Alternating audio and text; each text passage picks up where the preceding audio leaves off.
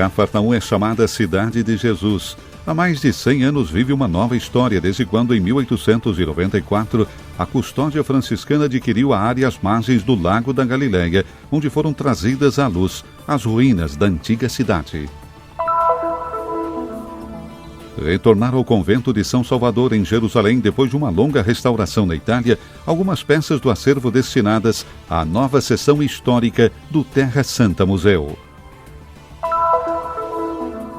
A paróquia latina de Ramlá celebrou seus padroeiros, os santos Nicodemos e José de Arimateia, aqueles que tiraram o corpo de Jesus da cruz e o colocaram no sepulcro.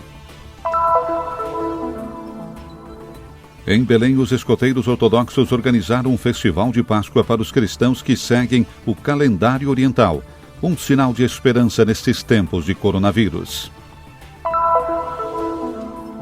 Kalman veio dos Estados Unidos para Israel em 2007 e, após anos de estudo, tornou-se um escriba. Ele une a antiga tradição judaica à arte, como explicou em um workshop organizado no bairro judeu da cidade antiga de Jerusalém.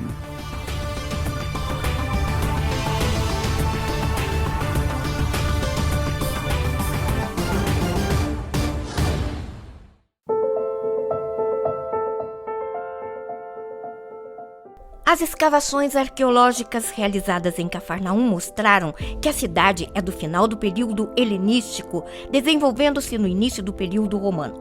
Podemos, portanto, defini-la como uma cidade do Novo Testamento, que tem sua história mais bela na memória dos evangelhos. São as palavras dos primeiros arqueólogos franciscanos.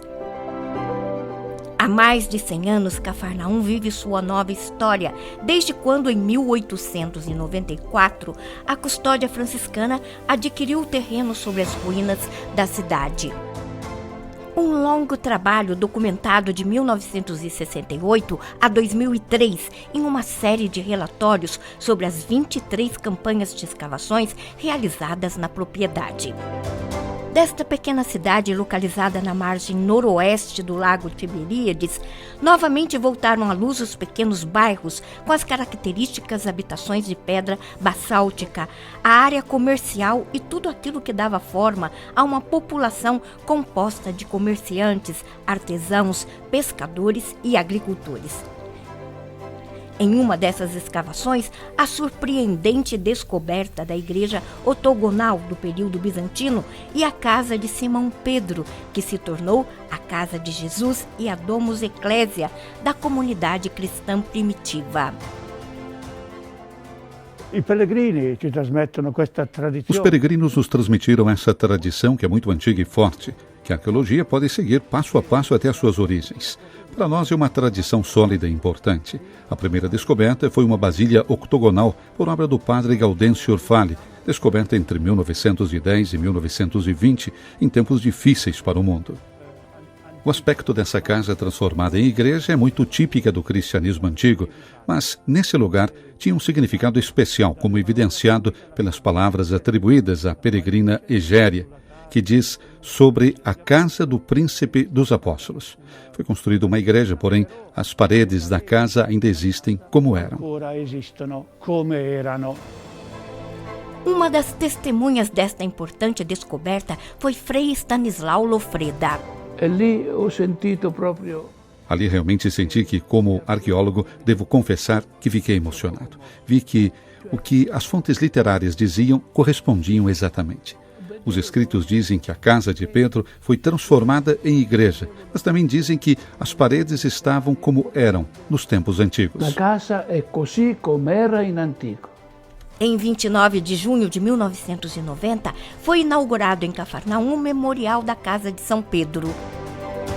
As campanhas arqueológicas trouxeram à luz a cidade, a casa do apóstolo Pedro e a antiga sinagoga, onde Jesus proferiu o discurso sobre o pão da vida. No subsolo da monumental sinagoga vieram à luz alguns vestígios do que foi outrora a sinagoga visitada por Jesus, ligada especialmente à promessa eucarística.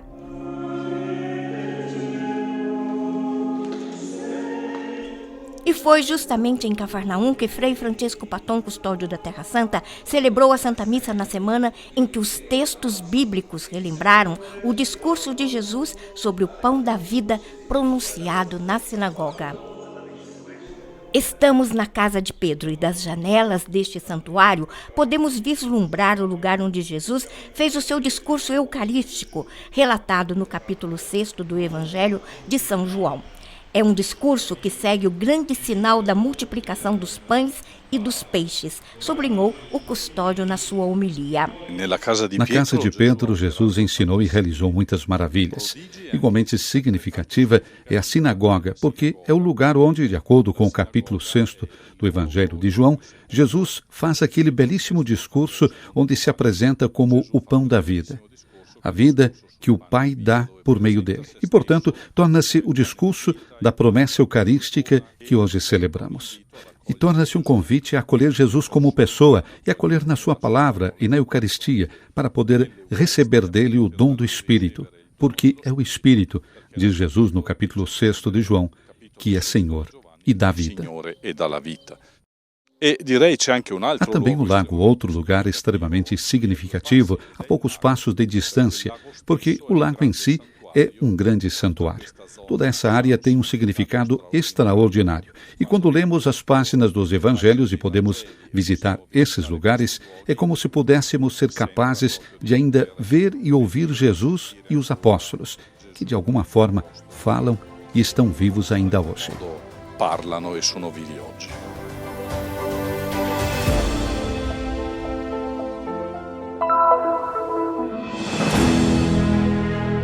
Foram devolvidas ao convento de São Salvador, em Jerusalém, algumas peças do acervo destinado à nova seção histórica do Museu Terra Santa. Após uma longa restauração na Itália, retornaram graças ao apoio da Fundação de Roma e ao patrocínio do Consulado Italiano em Jerusalém. Esta obra é a mais antiga sobre esta mesa. Trata-se de uma pintura dos estigmas de São Francisco e remonta ao século XV. Parece-me que se encontrava na antiga sede da Custódia da Terra Santa, no Monte Sião, antes de ser transferida para o convento de São Salvador. O museu contará com pinturas que representam o fundador da Ordem Franciscana, São Francisco de Assis, e também de Santa Clara. Todas as obras recentemente restauradas são do século XVI.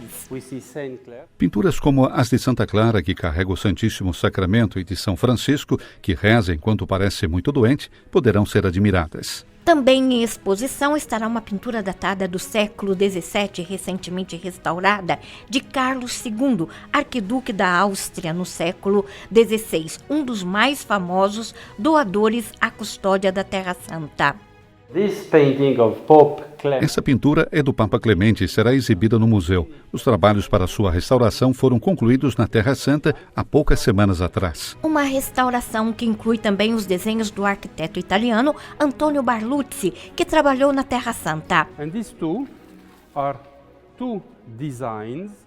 Estes são dois esboços de Barluzzi, que projetou a igreja do Getsemane, a igreja do Monte Tabor e muitas das nossas igrejas na Terra Santa. Antes de fazer o desenho da igreja, ele quis mostrar aos frades menores como deveria ser projetada a estrutura, coisa que hoje se faz por computador. Esses dois desenhos datam de 1919 e 6 anos depois, a igreja foi construída. In this period, you see 1919, the basilica was done 5-6 years after. Além dessas obras de arte, algumas esculturas acabam de retomar da fase também de restauração. Esses dois anjos estavam na farmácia dos frades franciscanos, considerados na antiguidade como médicos da cidade antiga. The whole city. Esses dois anjos decoravam a fachada da farmácia. Na farmácia encontra-se também a estátua de Santo Antônio, padroeiro dos enfermos, cujo restauro foi recentemente concluído. O Terra Santa Museu torna visível a todos os seus visitantes de diversas religiões a presença cristã na Terra Santa e oferece a oportunidade de dar a conhecer a sua história e as suas profundas raízes nesta terra.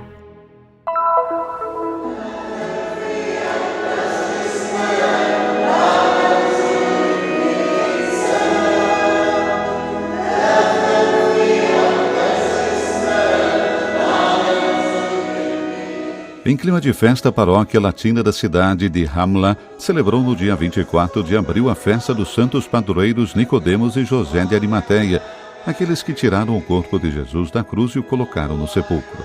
Esta é a única igreja em toda a Terra Santa dedicada aos dois santos.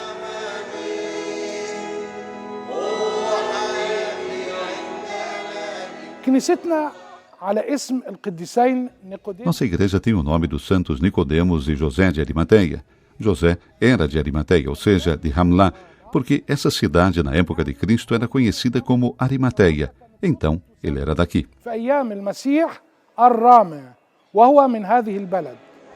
A celebração foi presidida pelo frei Abdelmasih Fahim, pároco latino de Hamla, e concelebrada pelo frei Antônios Habib, na presença de muitos fiéis. Padre Fahim, em sua homilia, quis destacar as semelhanças entre os dois santos. Ambos eram membros do Sinédrio, que depois de conhecer Jesus e ouvir seus ensinamentos, o defenderam. Ambos defenderam suas posições na sociedade em que viviam, e ambos, com a morte de Jesus, ungiram seu corpo depois de retirá-lo da cruz, para colocá-lo em um túmulo novo. Os dois, mais tarde, se tornaram seus discípulos. A presença desses dois santos entre nós lembra-nos que temos um caminho e uma mensagem a seguir.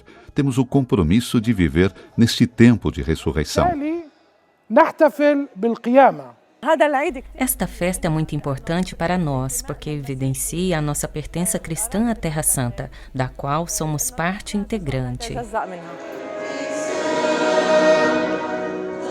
Além da paróquia, os frades franciscanos acompanham a comunidade cristã local por meio da Escola da Terra Santa, que garante altos níveis de educação através do catecismo do domingo e da juventude franciscana. O grupo de jovens franciscanos foi fundado em Hamla há 12 anos. Nossos encontros começam com uma reunião espiritual de 45 minutos em que falamos sobre a vida de São Francisco, seus ensinamentos e como podem ser vividos na vida cotidiana. Após a reunião, organizamos diversas atividades. Há também uma banda musical. Essas atividades são muito importantes para reunir meninos e meninas pelo menos uma vez por semana para se conhecerem e aprenderem a tocar juntos. Isso também ajuda a construir relacionamentos entre eles e a ter mais confiança na igreja. O convento adjacente à igreja também leva o nome dos dois santos e há décadas acolhe peregrinos cristãos como parte integrante da missão da Ordem Franciscana. No final da celebração eucarística da festa dos santos Nicodemos e José de Arimateia, Padre Fahim cumprimentou todos os presentes, que também foram convidados para um refresco no pátio da igreja, em um clima de amizade e fraternidade.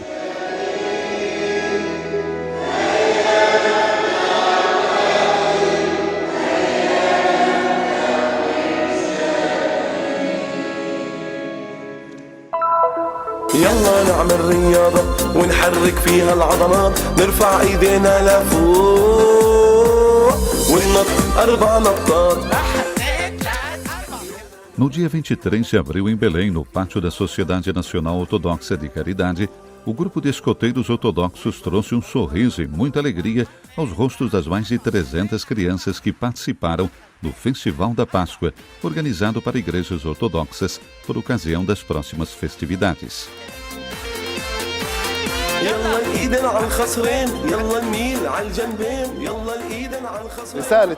A mensagem de hoje é uma mensagem de amor, generosidade e participação. É importante levar a alegria da ressurreição ao coração das crianças, que todos estejam juntos na alegria, na paz e no amor nessas difíceis circunstâncias que hoje vivemos. O festival começou com uma apresentação que mostrou o significado da ressurreição e os valores do escotismo. As atividades de entretenimento continuaram com a distribuição de presentes para as crianças.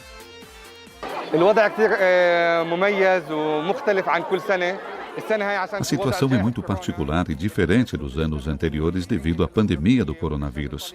Estamos muito felizes com o que a sociedade ortodoxa e os escoteiros têm feito. Eles estão sempre na linha de frente. Nossos filhos também estão muito felizes.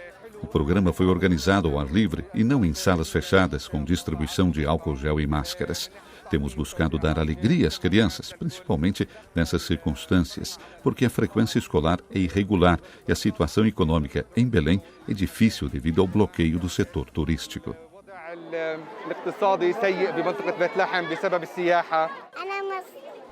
Estou muito feliz, muito feliz. Procuramos os ovos de Páscoa. Boa festa! A pandemia do coronavírus não impediu a generosidade do grupo de escoteiros ortodoxos. Desde o início da pandemia, todos os membros têm trabalhado arduamente para ajudar os necessitados por meio da distribuição de cestas de alimentos, remédios e produtos de higiene.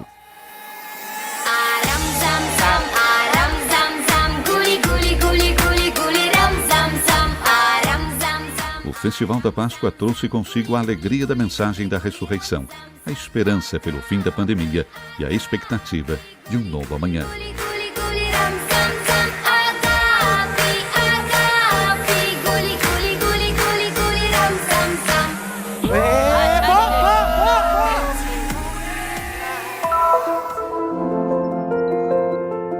For me, I say a scribe. Ao centro do trabalho do escriba estão as letras. As letras são o DNA da comunicação. Kalman veio dos Estados Unidos para Israel em 2007. Após anos de estudo, incluindo um período de aulas com um rabino e debates com vários professores experientes, tornou-se um escriba.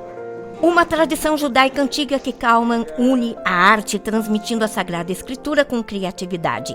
Em um workshop em Jerusalém direcionado a guias turísticos e jornalistas, ele explicou que o primeiro escriba para os judeus foi Moisés. Um escriba não escreve livros, nem textos, nem parágrafos, mas antes de tudo, desenha letras. As letras que escrevemos na Bíblia hoje estão relacionadas àquelas por meio das quais Deus criou o mundo. Por esse motivo, se você se esquecer de transcrever pelo menos uma letra, toda a Bíblia resulta inválida. É como para os programas de computador. Na linguagem de programação binária, se você esquecer um ou o zero, nada funciona. Kalman todos os dias se dirige a uma pequena biblioteca dentro do complexo das 4 sinagogas sefarditas no coração do bairro judeu da cidade antiga. Inicialmente, ele realiza o banho ritual para purificação. Depois, a oração e o estudo precedem o seu trabalho. Um escriba utiliza principalmente 3 instrumentos. O primeiro é o pergaminho que vem da pele de animais criados de acordo com as regras kosher. Deve ser feito à mão, de uma forma muito particular. O segundo é a tinta, que deve ser preta, permanente, brilhante e bonita. E por último, a caneta, que pode ser feita de diversos materiais. As minhas são penas de ganso, mas também podem ser de bambu ou de diversos outros tipos de penas. E o resultado é a transformação das palavras da Torá em obras de arte. Tudo que faço se enquadra no contexto da lei judaica. Não reinvento nada. Pego os textos e os conceitos e os mostro de forma criativa.